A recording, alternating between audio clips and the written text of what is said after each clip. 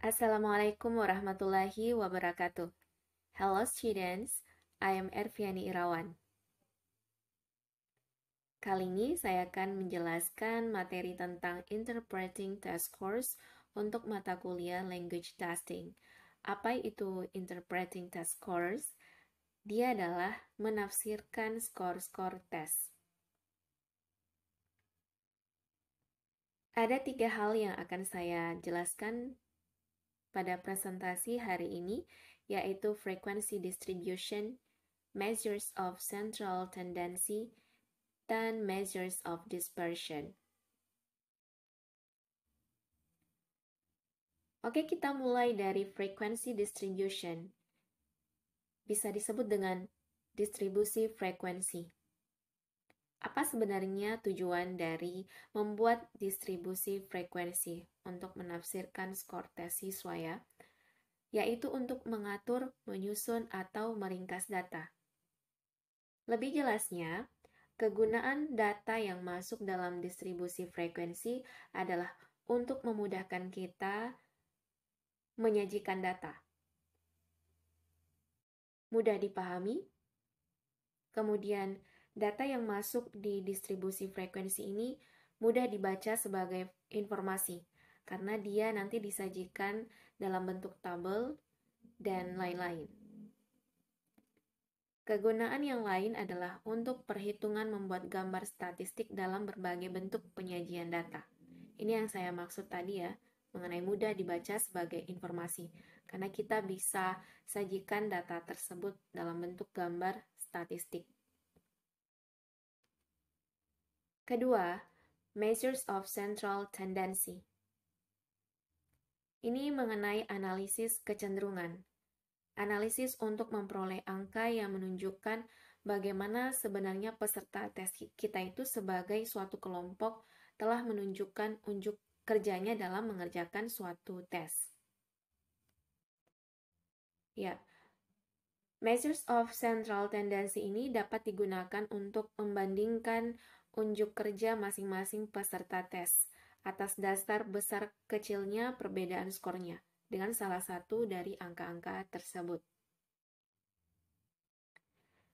Kecenderungan seluruh peserta tes ini bisa ditunjukkan dalam 3 bentuk.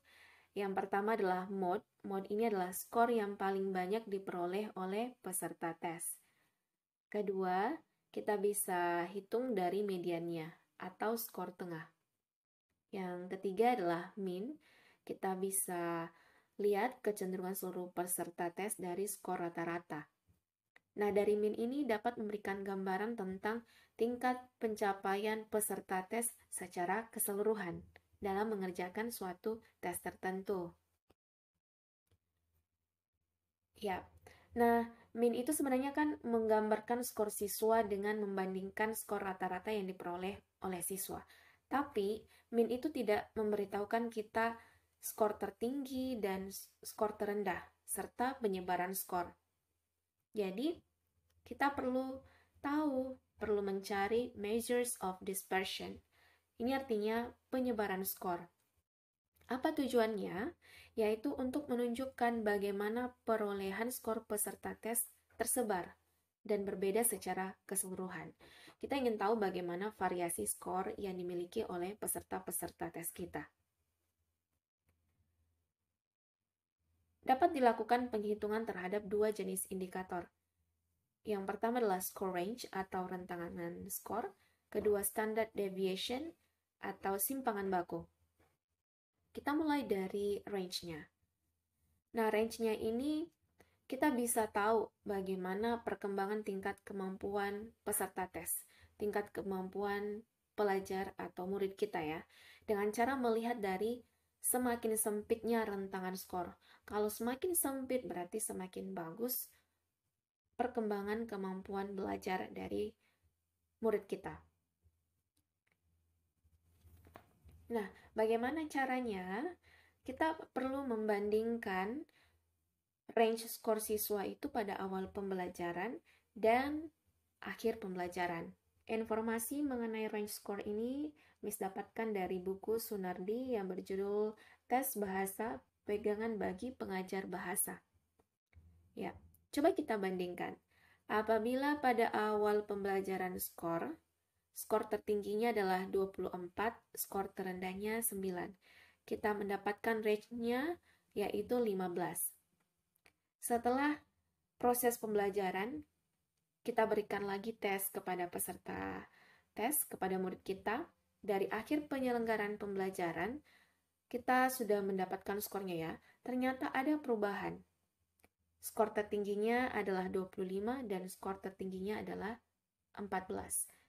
Range-nya yaitu 11. Di sini disimpulkan telah terjadi penyempitan distribusi skor dari range 15 pada awal pembelajaran ke range 11 pada akhir penyelenggaraan pembelajaran. Perkembangan tingkat kemampuan murid kita juga ditunjukkan oleh peningkatan skor tertinggi dari skor 24 ke skor 25. Untuk skor terendah dari skor 9 ke 14. Gitu ya, untuk mendeskripsikan bagaimana range itu, apa arti dari